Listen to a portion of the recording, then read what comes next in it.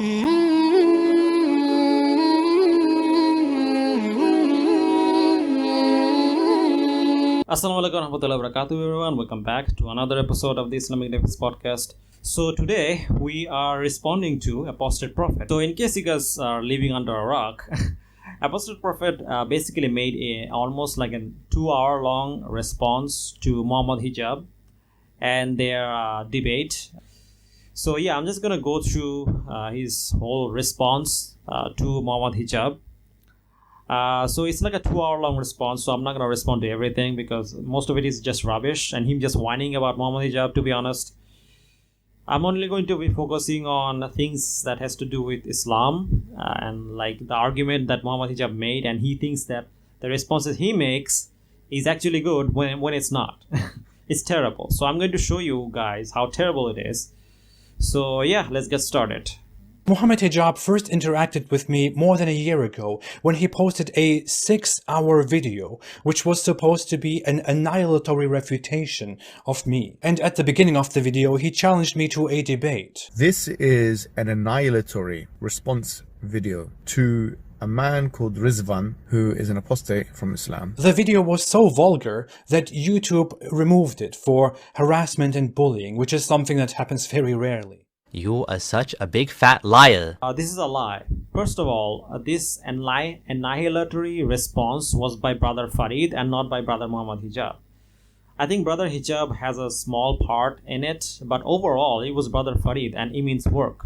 I mean, the video was mass reported by your followers. I mean, I know this because you made videos that are way worse. For example, you uploaded a video where you ripped the Quran with... Is this worse? And Al-Dawa telling me that I should be executed. It's worse than telling people that apostates should be executed. Is this worse? Is this worse? Is ripping this apart worse? Now, this is easily harassment and bullying. However, that video is still up. It shows that your followers reported that video. Either way, you can still see that the video on Imam Murrah's channel, so check it out. Unsurprisingly, he became even dirtier and insulted me, my mother, and my sister in very disturbing ways. I mean, just look at the language here. How long do Muslims want such people to represent them? So basically, he was trying to make a point. Here, check out this video. Your major arguments, a lot of your major arguments against Islam is how is this and this is immoral, this and that. What I'm saying to you is that morally speaking, yeah, as an atheist, you have no anchorage, meaning you cannot claim anything is objective. Otherwise, I'll say to you, look, give me your mechanism, because you're on the record of saying that incest is okay. You said incest is okay. No, I have never said that. You said that. You think incest is okay? I have never said that. Incest is not okay. So if two sisters or if two brothers have incest sexual relationship, there's nothing. I can't see anything wrong with it, right? Well, there is actually nothing wrong with it. I have never said that. I have never said that. If a brother and sister, if they absolutely make sure that they don't have kids, then there's also nothing wrong with it. Well, yeah. I have never said that. Tell me what's wrong with it. I can't think of anything. Why people are like, oh, it's gross. Well, then don't do it. Yeah, objectively, there is nothing wrong with it. I have never said that. Objectively, there is nothing wrong with it. Also, no one is here to defend Mohammad Hijab. Even he himself apologized for his behavior and even left Twitter. You can read his apology here. However, even if he apologized, you never apologized for your behaviors towards the Muslim community. I mean, you constantly mock and belittle our religion, and yet we never hear any kind of apology from you. So stop playing this victim. Stop this crocodile tears, okay? No one's buying it. At least Brother Hijab had the sincerity to admit his mistakes. But regardless, let's continue.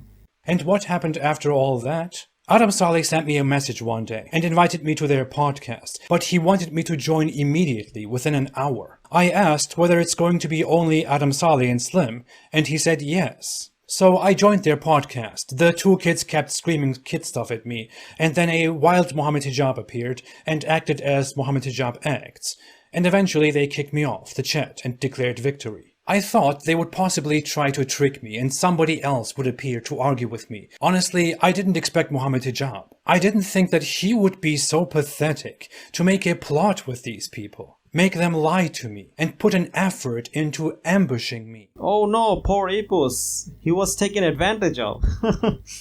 He was caught unprepared, caught off guard. Oh no! Here's the thing. You know full well that Adam Saleh and Slim are not apologists. So this way, you went against two rookies who have no experience in this field. You're the one who took advantage of this situation. Okay? Also, not just that, the ex-Muslim community constantly harass and attack new Muslims, especially reverts. Because you know that they are not apologists and they cannot respond to your arguments the way a Muslim apologist can. So you made a video attacking Daud Kim, you made a video attacking another Muslim revert, I forget her name. But the thing is, Brother Hijab only turned the tables on you. So stop playing the victim. Either way, let's continue.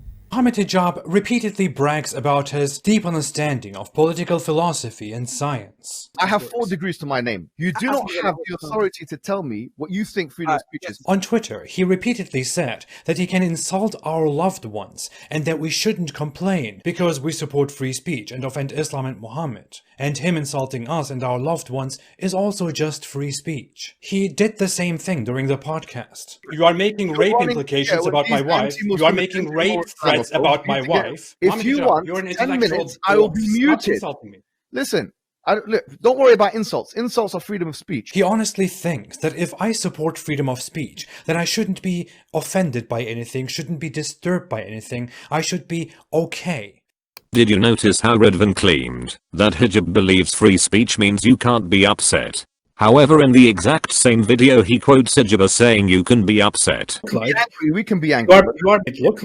We can be angry. This is a complete contradiction. So which one is it? Is Hijab saying free speech means you can't be upset or not? The moron doesn't realize that by quoting Hijab saying that you can be upset, he literally just refuted himself. How stupid do you have to be to not realize that you were just refuted in your own video? And this is supposed to be the end of Mohammad Hijab. This is a straw man. He's not saying that you shouldn't get upset if we insult your family members. The reason he's saying it's free speech is because ex-Muslims use the exact same excuse to justify their action. It is a fallacy to think that you can insult our religion, then we have no right to be upset. That's what he is pointing out. He's calling out the hypocrisy in the ex-Muslim activism. If you think that you can be upset if we insult your family members, then we can also be upset and refuse to engage with you for behaving the same way towards our religion. Again, I'm not saying insulting religion and family members is the same thing.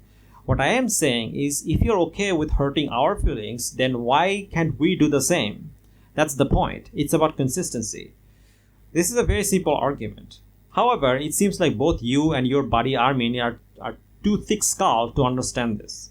Entirely missed my point again and said that he doesn't care whether I'm offended because I disrespect the Quran. He thereby confirmed that he has absolutely no clue what he's talking about. Freedom of speech means I can express my opinions freely without fearing censorship, retribution, or punishment. If I am for free speech, that means I support people's right to express themselves. Mohammad Hijab, on the other hand, doesn't only think that freedom of speech means that everyone can say whatever they want, which is correct. He also thinks that we should all accept and not be bothered by what anyone says. I mean, that is so stupid. It doesn't even make sense. He is strawmanning Hijab again. He never said you can't be upset if your family members are insulted.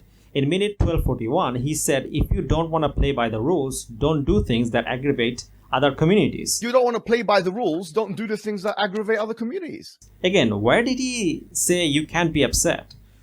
Where did he say that he's talking about free speech? Nowhere. He's talking about consistency. If you're okay with upsetting the Muslim community, then why can't you be okay when Muslim communities upset you? I mean, he never said that he's talking about free speech. By rules, he probably means rules of engagement or ethics, not necessarily free speech. However, I could be wrong. Also, he definitely did not say free speech means you can be upset. So this is a non sequitur fallacy. And this argument is not acceptable. Regardless, let's continue.